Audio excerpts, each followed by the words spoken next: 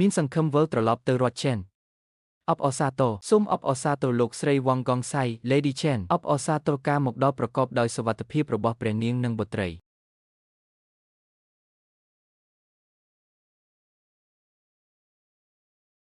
ស្ដេចត្រេកអរណាស់ដែលបានបុត្រីមួយឈ្មោះបេសាច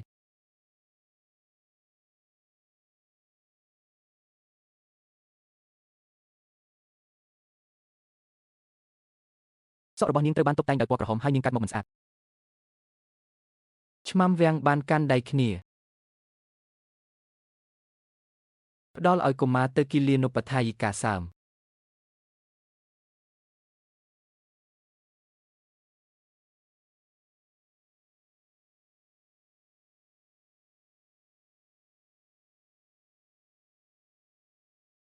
រីកាជូនចំពោះសំណើរបស់ព្រះមហាក្សត្រនិងលោកជំទាវព្រះរាជាបានថ្វាយព្រះនាមដល់ព្រះនាងតើព្រះនាងលើកនេះមកពីណាសូមអញ្ជើញមកដល់ទីនេះហើយសូមព្រះអង្គទ្រង់ពិនិត្យមើល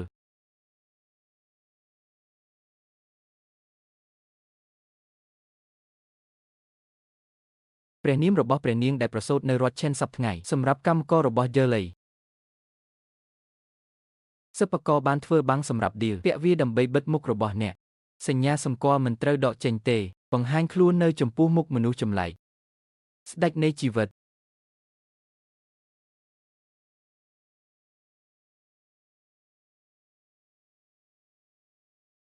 រដ្ឋមន្ត្រីចាស់បានសង្កេតឃើញថាព្រះនាងតូចមានមួយរយៈពេលនេះព្រះនាងបានទទួលអំណោយមនុស្សឆ្លាតនឹងក្លាយទៅជាសិស្សស្ដំរបស់សង្គមនាពេលអនាគតទេពកោសល្យរបស់អ្នកគឺពិតជាគួរឲ្យកត់សម្គាល់ខ្ញុំចង់យកព្រះនាងចូលខ្ញុំនឹងបង្រៀនសិស្សរបស់ខ្ញុំដោយយកចិត្តទុកដាក់បំផុតនិងសង្ឃឹមសម្រាប់ភាពជោគជ័យនាពេលអនាគតរបស់គាត់ដែលជាគ្រូកង្វល់ជាតិចាត់ទុកគាត់ជាខ្លាំងស្ដេចឌីលមិនដឹងខ្លួនទេ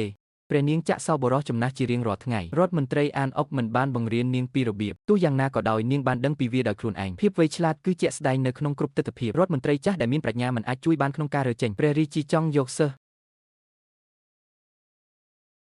យ៉ាងណាក៏ដោយបើព្រះចៅអធិរាជពោលយ៉ាងនេះក៏ដូច្នោះដែរឌីពេលនោះអ្នកនឹងត្រូវបង្រៀនដោយព្រះចៅអធិការសូមថ្លែងអំណរគុណយ៉ាងជ្រាលជ្រៅឯកឧត្តមរដ្ឋមន្ត្រីចាស់នេះពេញចិត្តគុំសប្បាយចិត្តប្រសិនបើអ្នកមានគ្រួសារនាំអ្នកចូល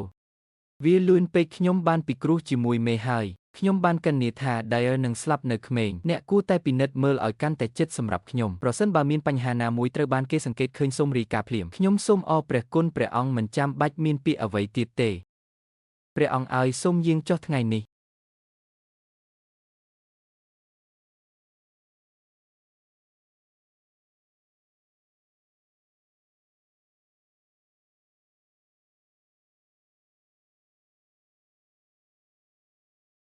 តើជាថ្ងៃដ៏ស្រស់ស្អាតណាស់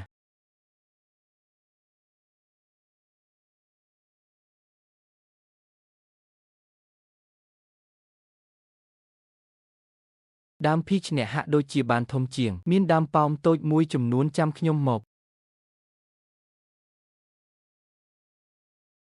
ខ្ញុំបានស្រោចទឹកអ្នកហើយអ្នកពេញខ្ញុំពេញហើយខ្ញុំសង្ឃឹមថាខ្ញុំធំឡើងលឿនយូពេះ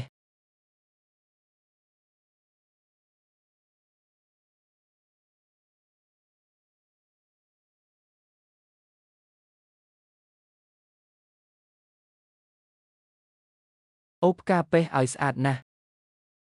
ខ្ញុំសូមជូនពរឲ្យខ្ញុំស្រស់ស្អាតនេះធ្វើបែបនេះអ្នករាល់គ្នានឹងចូលចិត្តដឺរបស់ខ្ញុំអូមិនថាអ្នកស្អាតឬអត់ទេអ្នកតែងតែឆ្ងាយគឺជាកូនល្អរបស់ម្ដាយនាំមុខគេរាំជាមួយមេឃបន្លាជិះមេឃ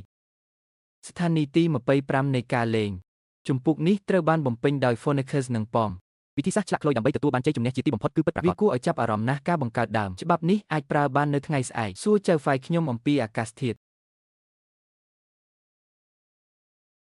យឺតហើយថែវគួរតែសម្រាក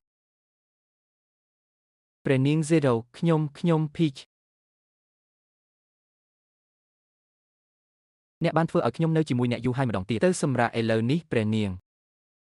ខ្ញុំបានគេងយឺតណាស់ម្ដងទៀតគេងទៅអ្នកជាមនុស្សសាធារណៈផ្កាចម្បង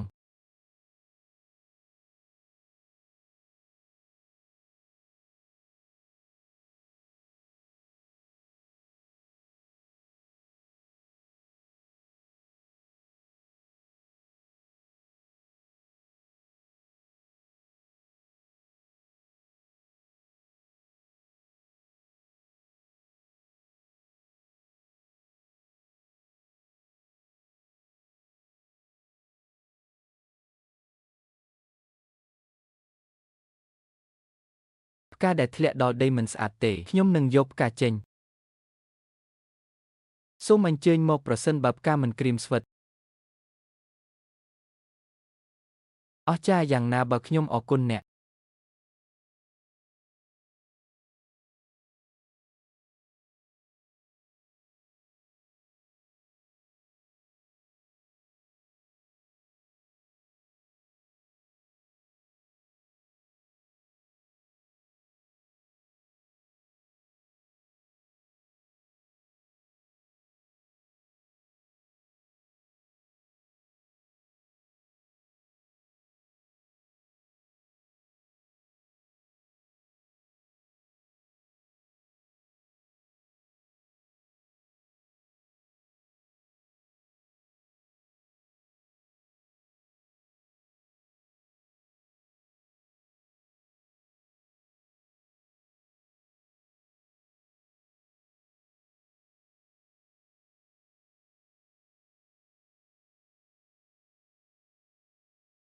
តើខ្ញុំនៅណា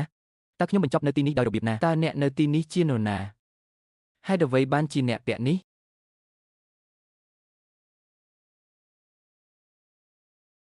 ពាក់ម៉ាស់គ្មានអ្វីផ្សេងទៀតនៅទីនេះទេអ្នកគឺជាអ្នកដែលដាស់ខ្ញុំឈ្មោះមេអំបៅអ្នកណាខ្លះពាក់ម៉ាស់តាំងពីក្មេងអានឹងឯងបាត់ខ្ញុំអាចមានអារម្មណ៍សោកសៅរបស់អ្នកកូនតូចក្មេងស្រីតើអ្វីដែលធ្វើឲ្យអ្នកសោកសៅប្រាប់ទេពអប្សរនេះហើយខ្ញុំនឹងជួយអ្នកខ្ញុំមានសមត្ថភាពច្រើនក្នុងការដោះស្រាយបញ្ហានេះដូច្នេះតើអ្នកជានរណាហើយហេតុអ្វីបានជាអ្នកនៅទីនេះឥឡូវនេះក្មេងស្រីតូចម្នាក់នេះគឺជាផ្កា Peach Blossom ចុះហេតុអ្វីបានជាទេពអប្សរលេចមុខមូលហេតុដែលអ្នកនៅទីនេះនៅពេលនេះគឺដោយសារតែអ្នកភ្ញាក់ឡើងខ្ញុំដាស់អ្នកហើយមានច្រើនទៀតអ្នកគ្រាន់តែនិយាយថាអ្នកអាចជួយបានជាការពិតណាស់នោះហើយជាអ្វីដែលអ្នកហៅខ្ញុំភ្ញាក់ហើយទេពអប្សរនេះភ្ញាក់ហើយខ្ញុំនឹងផ្ដល់ឲ្យអ្នកនៅបំណងប្រាថ្នាមួយប្រសិនបើអ្នកត្រូវការជំនួយណាមួយគ្រាន់តែនិយាយដូច្នេះកុំខ្មាស់អៀនសមត្ថភាពរបស់ខ្ញុំគឺធំណាស់អ្នកតូចអ្នកមានមាត់ធំមែនទេល្អហើយមកជាមួយខ្ញុំហើយក្រឡេកមើលផ្កា Peach Blossom ទាំងនេះ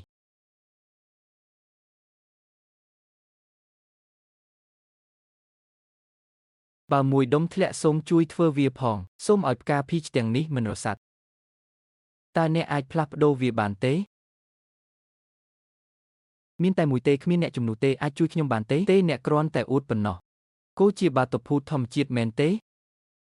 អ្នកមិនអាចបំពានច្បាប់នោះមុនពេលអ្នកផ្លាស់ប្ដូរវាបានទេទេពអប្សរនេះពិតជានឹងជួយអ្នកជាមួយមួយប្រសិនបើវាមិនដំណើរការទេខ្ញុំនឹងទៅជាមួយវាមិនអីទេអ្នកនឹងធ្វើដូចខ្ញុំនិយាយអនុញ្ញាតឲ្យខ្ញុំបង្ហាញអ្នកមួយផ្សេងទៀតមើលជុំវិញឥឡូវនេះមនុស្សគ្រប់គ្នាកំពុងតែមានសង្គ្រាមហើយប្រជាជនរងទុក្ខវេទនាអ្នកកំពុងទទួលរងពីភាពគ្មានផ្ទះសម្បែងជួយខ្ញុំនាំមកនូវសន្តិភាពដល់ពិភពលោកនេះមិនអាចជាច្បាប់ធម្មជាតិបានទេមួយនេះអាក្រក់ជាងលើកទី1ទៅទៀតហេតុអ្វីបានជាអ្នកមិនជ្រើសរើសមួយផ្សេងទៀតប្រសិនបើអ្នកមិនផ្លាស់ប្ដូរវាទេលើកនេះអ្នកនឹងជួយខ្ញុំក្នុងរឿងនេះអ្នកទាំងអស់គ្នានឹងអរគុណអ្នកសម្រាប់ការរវល់តើខ្ញុំមិនសូវមានសមត្ថភាពទេខ្ញុំទទួលស្គាល់ការបរាជ័យអាក្រក់បំផុតខ្ញុំនឹងស្ដាប់អ្នកចាប់ពីពេលនេះទៅអ្វីដែលអ្នកនិយាយមិនអនុវត្តចំពោះខ្ញុំទេប្រសិនបើអ្នកមានច្រើនពេកអ្នកនឹងត្រូវគាំទ្រខ្ញុំអូខ្ញុំមិននឹកស្មានថាទេពអប្សរនេះនឹង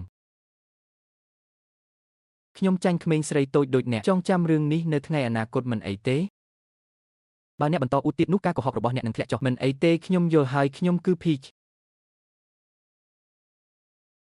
ទេពអប្សរផ្កាគ្រាន់តែហៅខ្ញុំថាផ្ការីផ្កាផ្លែពេះផ្កាពេះពិតជាអ្នកប្រាប់ខ្ញុំ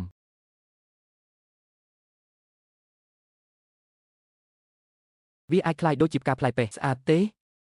ជាការពិតណាស់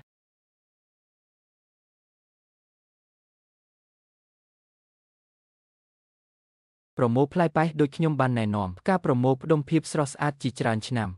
អ្នកនឹងមានសម្រស់ស្រស់ស្អាតដូចផ្កាពេះអស្ចារ្យណាស់ផ្កាពេះឲ្យឆ្ងាញ់ណាស់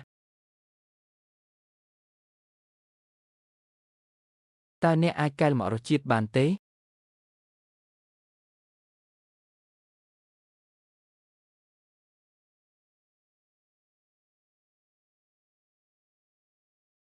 ប្រសិនបើខ្ញុំខ្លាចជាស្រស់ស្អាតឪពុកម្ដាយនឹងសប្បាយចិត្ត